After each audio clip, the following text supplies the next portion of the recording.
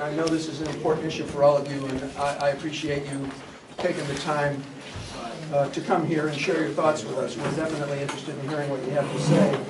This is a public witness hearing. It's on CMP's request for approval of the NECEC project, which the Commission is currently considering. The docket number, and this may be important later, and I'll explain why. The docket number is 2017-00232. There's a second public witness hearing that's going on right now in Farmington, and there will be a third public witness hearing that will be happening in Hallowell on Wednesday, October 17th. So spread the word, especially for the people who weren't able to make it. I know that's a long haul, but I know people feel strongly about this, and so there will be a chance for those who couldn't be here tonight to come to Hallowell and present their testimony there. Also, there are ways to file public comments on the Commission's website for this this particular proceeding, so we can talk about that later too. Tonight's public witness hearing was the subject of a procedural order that I issued on September 6th. It was also in a press release. I anticipate us doing another press release for the one on October 17th, just to make sure that the word gets out so that people know about it. CMP has made its initial filing almost a year ago, September 27th of last year. Since then, we've had 17 either individuals or groups or organizations petition to intervene in the case. So we got a lot of active participants in the case. But that's not what tonight's about. What tonight's about is to hear from you folks who haven't been involved in the case. This is very important that we hear from you. So again, thanks for coming. I'm torn again. I don't want to put any time limit on this. I guess what I'll say is for people speaking, I want to make sure that we get a chance for everybody to speak, but at least initially, just go for it. But please don't go after 10 minutes, okay? And yes, sir? Can you introduce who's here? I'll do that in just a sec. Sure, sure. In fact, I'll do it right now. My name's Chris Simpson. I'm one of the hearing examiners in the case, sort of like an administrative law judge. Randy? I'm Randy Davis. I'm a commissioner at the PUC. I started last December, and when this is all said and done, I'll have an opportunity to cast my vote on the decision. So there are 3 commissioners, and Randy's one of the 3. So I want to talk about being sworn in. If you want to give sworn testimony, I'm going to ask you all to stand up at once, and I'll administer the oath. The advantage to taking the oath and giving sworn testimony is your testimony then becomes part of the evidentiary record, which the commissioners can rely on in making their decision. If you don't want to swear an oath, I understand that. You don't have to. We're still interested in your comments, but they won't be treated the same way as the sworn testimony. We're making a recording tonight. There will be a transcript made of the comments that people make tonight. And that will be put on the Commission's, well, there's a case management system for this case. There's a bunch of documents in it already. This transcript will go in there too. So if anybody wants to see what happened tonight, you'll be able to do that. It'll take a few days to have the transcript done. Any questions about what we're going to do, how we're going to do it tonight? Okay, if anybody does have a question, don't be shy. This is serious, but it's not real formal. So if you have questions, raise your hand. Yes? If someone decides at some point during the hearing this evening that they wish to have a testimony, but they're not currently signed up on the list, will there be an opportunity for additional testimony, or can people sign up right now? Great question. No, people, I'm sure there's some names on the list by the door already. I've got 1.5 lists here. As soon as we're done with those, then we'll go to that. Thank you. Yeah. So we're here for the duration. Okay. One question. Yes, sir. We have 3 organizations, I understand, that have ruling on this, DEP, LUPSI, whatever it's called, land and the Public Utilities Commission. Yep. So we don't waste time here.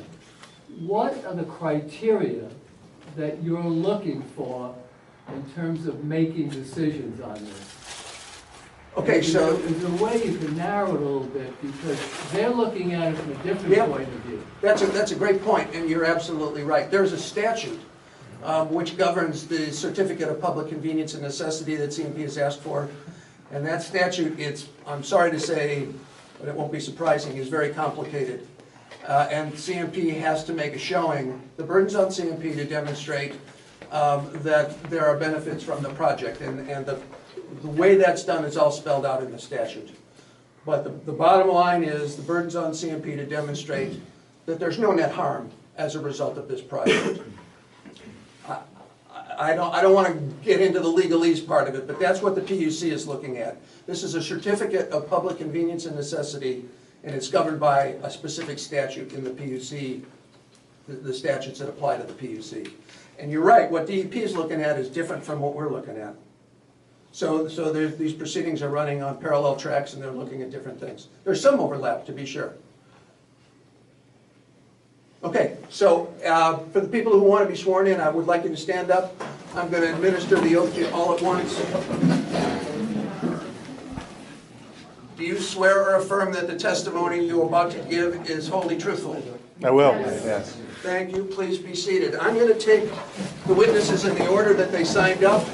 If we get to a point where your name hasn't been called and you got to leave, let me know. And if the other folks are willing to let you cut in line, I'm certainly willing to do that, because I don't want somebody to have to leave and not be able to testify. So let's get started.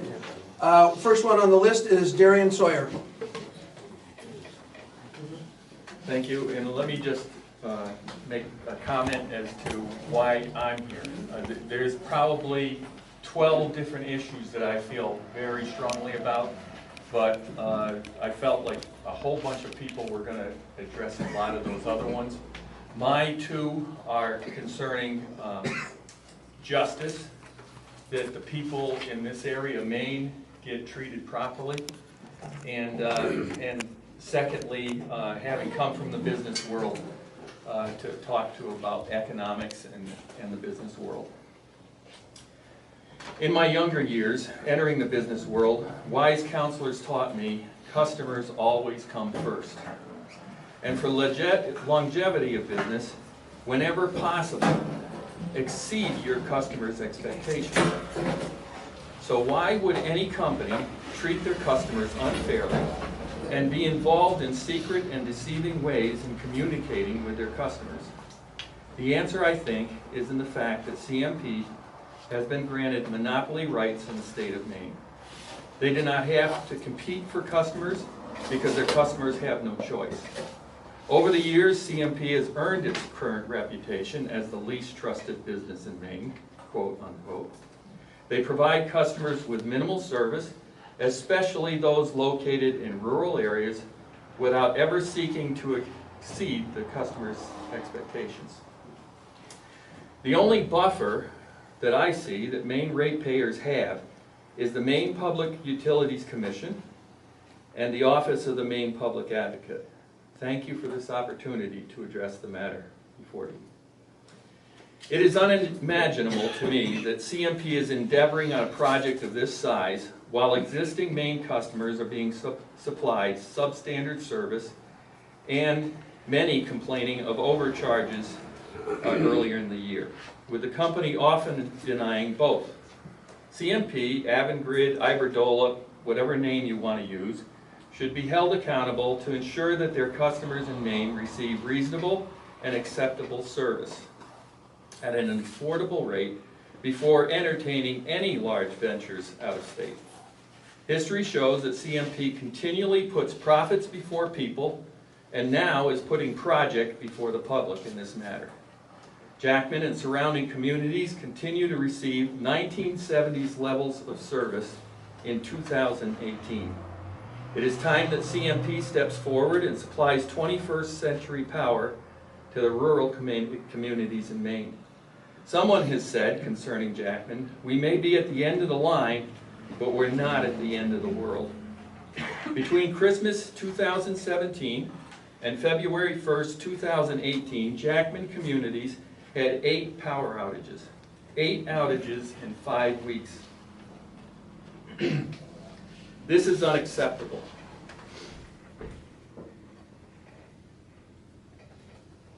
In 2017, we suffered 11 outages for a total of 58.8 hours without electricity. Elderly, shut-ins, and families with young children are being put at risk because CMP will not provide alternative power from Canada 6 miles away or Rockwood 20 miles. CMP claims this is too expensive for a few customers, but still wants to spend almost $1 billion on providing electricity to out-of-state. It is time for CMP to fish or cut bait. If they want to continue their non-competitive monopoly status in the state of Maine, let them interconnect every rural town and alternative power option.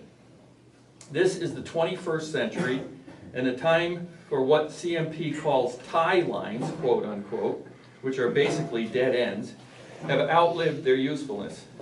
If CMP will not, perhaps it is time for a public utility owned by ratepayers of Maine. Over 20 years ago, in docket number 94-462, which I've attached on your paperwork, the PUC made these statements to CMP. We find CMP's current service to the Jackman area to be unreasonable and inadequate, and therefore not in compliance with statutory requirements. We order CMP to provide to this commission by January 1st, 1996, its long-term plan for ensuring the provision of adequate service to its customers in the Jackman area. Until such a long-term plan is approved, we order CMP to maintain sufficient personnel and equipment in Jackman as necessary to ensure that local personnel have the capability to effect normal and common repairs to the Jackman tie line and local distribution facilities without awaiting assistance from other CMP service areas. End quote. Another quote, every public utility in the state is required to furnish safe, reasonable, and adequate facilities and service, unquote. Another quote, the residents of Jackman are entitled to satisfactory service from CMP now, this is back in 1996, 95 really, not at some promised time in the future. For the reasons expressed above, we find, this is another quote, we find CMP's service in the Jackman area to be unreasonable and inadequate. We furthermore order CMP to provide to this commission by January 1st, 1996, its long-term proposal to improve the service in Jackman to adequate levels. While in the short term, CMP seemed to be able to provide some reprieve and probably maintain personnel to assure that, the long-term plan, if it was ever submitted and approved, was a total failure. I highly doubt one even existed. Here we are, more than 20 years later, still receiving service that is unreasonable and inadequate. Several hundred residents and businesses in the town have purchased generators that burn fossil fuels because CMP power is so unreliable. Outages are more frequent and for longer durations, and almost always during bitter, frigid winter months, putting homes at risk of frozen pipes. The trend of outages is upwards. Population in Jackman area is shrinking by 4% a year, and we cannot afford to continue to ask people to move to Jackman, but by the way, bring a generator. Now, to add insult to injury, CMP wants to pass over Johnson Mountain, just a few miles away, with reliable power and high-speed internet that we need, but absolutely no benefit to Jackman and the Moose River Valley. Add to that the multiple stresses that construction will bring to the area's infrastructure, with no form of taxes or other compensation to the area. Volunteer fire departments and other first responders, already suffering from lack of volunteers, will be called upon to respond miles from town, leaving the residents vulnerable while they are gone. Add to that, CMP will cripple the tourist industry by carving out an area the size of the New Jersey Turnpike and 53 miles long, through the heart of the wilderness that our visitors come to enjoy. We are supposed to be the vacation state, and Maine the way life should be. No one wants to leave concrete and steel to come view power lines and wind farms. CMC says they picked the most cost-effective and less obtrusive route. Anyone can see that the most cost-effective and the most environmental approach would be to generate the clean energy in Massachusetts close to the need. Maine has no power need, except for substandard delivery to the end of tie lines. If Maine needs more clean energy, let's generate it close to the need and sell the excess back into the grid at fair market prices. But then CMP doesn't want that. They block all ideas of solar and wind and water that will benefit the local community first. They are actively pursuing large grids that are open to cyber attacks, leaving localized options to the wayside and public safety at risk. Now, CMP wants us to believe that they will add jobs to our community. Really? Where will they find all these people? Currently, maple sugar makers, the lumber mill, and logging operations, and I just saw tourist industry sign this morning, are in need of workers now in Jackman. We are rapidly entering the point when anyone who wants a job already has a job. Many of CMP's jobs will need specialized labor. Where will they find that? Out of state? So where are the extra jobs we will benefit from? CMP claims the workforce will add to the local economy. I can see that, in part. Goodness knows hotels and restaurants would appreciate the extra business. But does CMP expect our businesses to turn away normal, recurring tourist customers to accommodate their workforce needs? Do they really think tourists would come back after 5 years of being shut out? Do they think that Jackman and the West Forks have an extra 1,000 beds laying around? Or do they propose that their workers sleep in tents and cook over a wood fire in the dead of winter? CMP really has not done their homework or looked at the logistics of this project very well. We cannot afford to be turned into boom towns for 5 years and then ghost towns after that. But that's no concern of theirs. They put the project over the public and the profit over the people. Finally, let me ask some questions that I think CMP should have to answer. Number one, why wasn't CMP forthcoming with the ratepayers 2 years ago and asking for public comments from their customers that they might be able to adapt the plan a little bit better?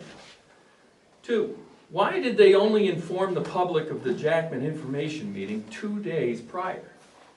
We had to scramble to get anybody there.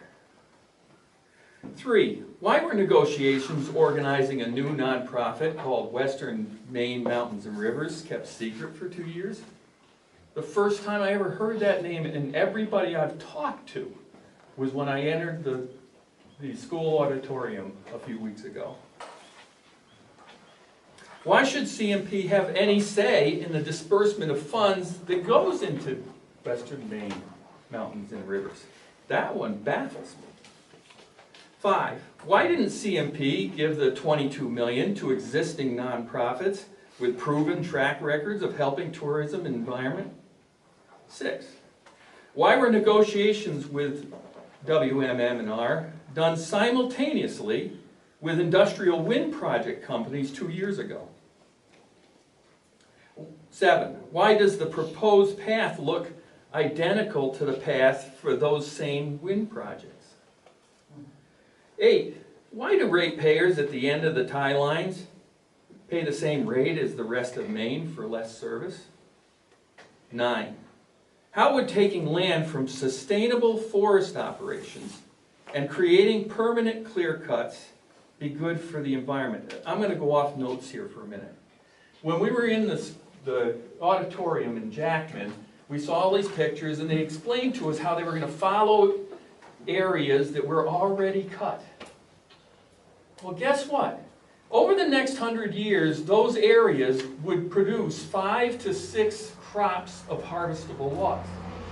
Over the next 100 years, if they put a power line in there, it won't produce 1 log.